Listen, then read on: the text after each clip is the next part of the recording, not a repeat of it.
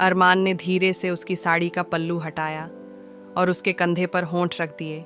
जिस्म कांप उठा, होंठ खुद ब खुद खुल गए, उंगलियां बालों में उलझ गईं। तुम्हारे बिना सब अधूरा है अम्मी। अरमान ने उसकी कमर को अपनी बाहों में जकड़ लिया। आज सिर्फ नाजिया हूं मैं, सिर्फ तुम्हारी। उसने खुद को उसकी बाहों में सौंप दिया। बिस्तर पर दो जिस्म ऐसे लिपटे थे जैसे बरसों से बिछड़े हों। अरमान ने उसके सीने पर होंठ रखे। नाजिया के बदन में करंट दौड़ गया। नमस्कार दोस्तों, मैं आपकी गुल्लू भाभी कहानी शुरू करने से पहले अगर आपने अभी तक सब्सक्राइब नहीं किया तो ज़रूर कर लीजिए, और वीडियो पसंद आए तो लाइक और शेयर करना ना भूलें। आप ये वीडियो कहाँ से देख रहे हैं ये भी कमेंट में ज़रूर बताना। चलिए अब शुरू करते हैं आज की ज़बरदस्त कहानी। अरमान 24 साल का, लंबा, हैंडसम, गहरा रंग, चौड़ा सीना और आंखों में गजब की मासूमियत। उसके अब्बू का इंतकाल हो चुका था। अब्बू की मौत के बाद घर में बची थी सिर्फ उसकी सौतेली अम्मी नाजिया बेगम। नाजिया बेगम उम्र 30 के करीब, नर्म मुलायम दिल वाली, खूबसूरत, शालीन और बेहद हसीन। पतली कमर, लंबे बाल, होंठों पर सदा हल्की मुस्कान और चाल में शबनम की सी नरमी। उसकी आंखों में दर्द था और अरमान के सीने में वही दर्द धीरे धीरे चाहत बन रहा था। एक बारिश की रात अरमान अपने कमरे में था। बारिश जोरों से हो रही थी। तभी दरवाजे पर हल्की सी दस्तक हुई। दरवाज़ा खुला और सामने थी नाजिया बेगम। साड़ी भीगी हुई, बदन से चिपकी हुई और चेहरा डरा हुआ। अरमान, मुझे डर लग रहा है। उसकी आवाज़ कांप रही थी। अरमान ने झट से उसे अंदर खींच लिया। उसके भीगे कपड़ों से पूरे कमरे में इत्र और जिस्म की खुशबू फैल गई।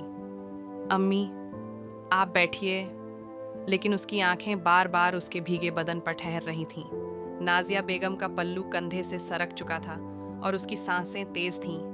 वो कांप रही थी, लेकिन न जाने डर से या अरमान के पास होने से। तुम्हारे अब्बू होते तो शायद आज मैं इतनी तन्हा न होती। नाजिया की आंखों में आंसू थे। अरमान ने उसका हाथ थामा। अब्बू नहीं है, लेकिन मैं हूं, हमेशा आपके साथ। नाजिया ने उसकी तरफ देखा। उसकी गहरी आंखों में कुछ ऐसा था जो किसी भी औरत को पिघला दे। तुम बहुत बड़े हो गए हो अरमान, नाजिया ने धीरे से कहा।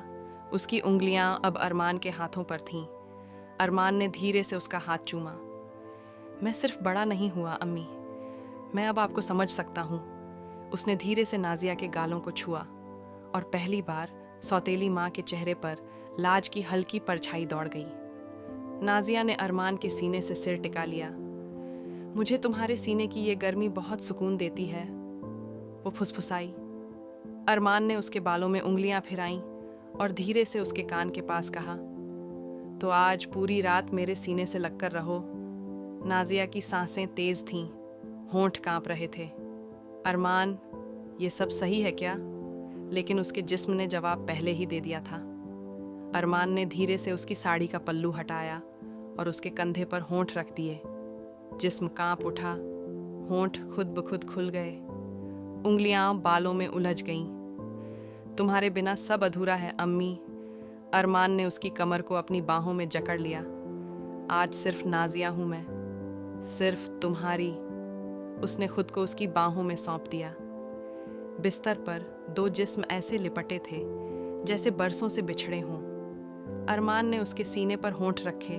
नाजिया के बदन में करंट दौड़ गया। उसके नर्म जिस्म पर अरमान की उंगलियां फिरने लगीं और वो हर पल को महसूस कर रही थी। तुम्हें छूकर ऐसा लगता है जैसे जन्नत को छू लिया हो, अरमान की आवाज़ में दीवानगी थी। और तुम्हारा प्यार मुझे जीने की वजह दे रहा है।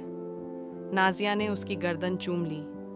सुबह की पहली किरण में नाजिया अरमान की छाती पर सोई हुई थी, बिना कपड़ों के, सिर्फ एक चादर में लिपटी। उसकी उंगलियां अब भी अरमान के सीने पर थिरक रही थीं। तुमने मुझे फिर से औरत बना दिया अरमान। उसकी आंखों में अब सुकून था। और तुमने मुझे मर्द बना दिया नाजिया। अरमान ने उसका माथा चूमा। अब हर रात अरमान और नाजिया के बीच एक नई हद पार होती। दिन में वो अम्मी बन जाती, शरीफ सलीकी वाली औरत। लेकिन जैसे ही रात आती, कमरे का दरवाज़ा बंद होता और चादर के नीचे वो सौतेली माँ नहीं, अरमान की रखैल बन जाती।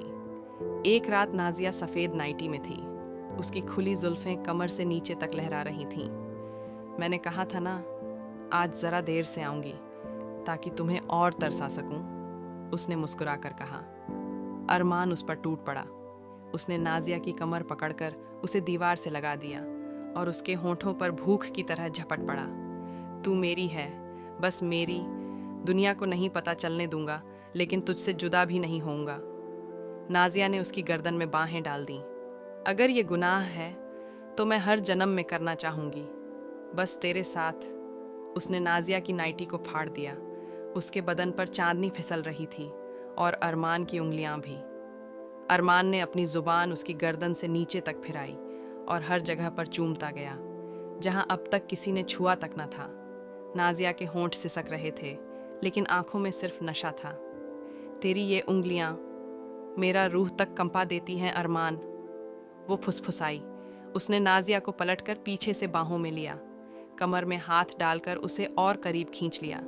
अब दोनों एक दूसरे में ऐसे घुले हुए थे जैसे जिस्म में रूह उतर आई हो। अरमान ने धीरे से कहा, माँ तो अब सिर्फ नाम की रह गई हो, अब तू बस मेरी औरत है। नाजिया ने पलटकर उसकी छाती पर किस किया। और तू वो मर्द जिसने मुझे जीना सिखाया, प्यार करना सिखाया। फिर कुछ दिन बाद अरमान की शादी हो चुकी थी। दुल्हन कमरे में इंतजार कर रही थी, मगर अरमान का दिल कहीं और भटक रहा था। वो चुपचाप सीढ़ियां उतरकर नीचे पहुंचा, जहां अंधेरे में नाजिया अकेली बैठी थी। उसने सफ़ेद सूट पहना था, आंखों में सूजन थी, पर चेहरा शांत, जैसे बरसों से बस इंतजार कर रही हो उसी एक रात का। अरमान सामने आया और नज़रें झुका लीं। मैंने बहुत कोशिश की तुझसे दूर रहने की, पर जितना दूर जाता हूँ उतना ही तेरे पास लौट आता हूँ। नाजिया की आंखों से एक आंसू टपका। वो पास आई और उसके गाल पर हाथ रखकर बोली, तू बर्बाद हो जाएगा, लोग तुझे नाम देगा और मुझे भी। अरमान ने उसका हाथ थाम लिया। अगर तुझसे इश्क गुनाह है तो मैं सारी उम्र सज़ा काटने को तैयार हूँ। नाजिया कांप गई। एक लंबा सुकून भरा सिसकता लम्हा, फिर उसके होंठ थरथराए। आज अगर तू मुझे छू लेगा तो मैं फिर कभी तुझसे दूर नहीं जा पाऊंगी। अरमान ने धीरे से उसके होंठों पर उंगली रख दी। तो मत जाना, आज रात सिर्फ मेरी रह जा, आखिरी बार, हमेशा के लिए। नाजिया की साड़ी उसके कंधों से ढलक गई। अरमान ने उसकी पीठ पर हाथ फेरा, जैसे पुराने जख्मों को पड़ रहा हो। तेरे जिस्म पर जो निशान हैं, मैं उन्हें चूमना चाहता हूँ। उनसे कहूँगा, अब दर्द मत देना, ये मेरी मोहब्बत है। नाजिया ने खुद को उसके सीने से सटा लिया। धीरे धीरे उसकी सांसें तेज हुईं और शरीर कांपने लगा। आज मैं औरत बनकर तुझ में खो जाना चाहती हूँ, ना माँ ना सौतेली, सिर्फ एक औरत जिसकी रूह तुझ में घुल जाए। अरमान ने उसे बिस्तर पर लिटाया और हर उस जगह को चूमा जहाँ नाजिया ने कभी खुद को भी नहीं छुआ था। हर लम्हा जैसे थम गया हो। दो जिस्म नहीं थे, सिर्फ दो रूहें थीं जो एक दूसरे को ऐसे पकड़ रही थीं जैसे जिंदगी का आखिरी पल हो। सुबह हुई। अरमान ने उसकी उंगलियां थाम लीं और कहा, अब मैं तुझे किसी का नहीं होने दूंगा। नाजिया मुस्कुराई, वो मुस्कान जिसमें थकान थी, सुकून था और एक गहराई जो सिर्फ उसी को दिखती थी जिसने रात भर उसका रूहानी इश्क छुआ था। अब चाहे लोग कुछ भी कहें, तू मेरा है और मैं तेरी। और उसी दिन अरमान सब छोड़कर उसके साथ चला गया।